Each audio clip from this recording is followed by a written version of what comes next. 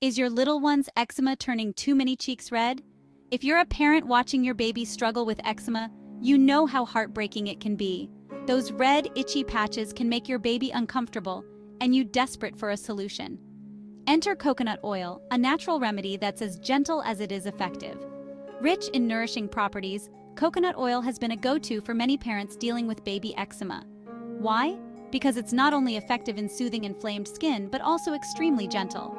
Virgin coconut oil, in particular, is free from harsh chemicals and perfumes, making it a perfect match for your baby's sensitive skin.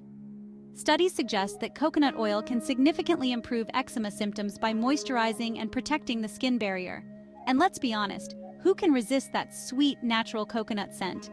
Remember, while coconut oil is generally safe, it's crucial to consult your pediatrician before making it part of your baby's skincare routine. So next time those little cheeks flare up, consider reaching for some coconut oil. It might just be the soothing touch your baby needs.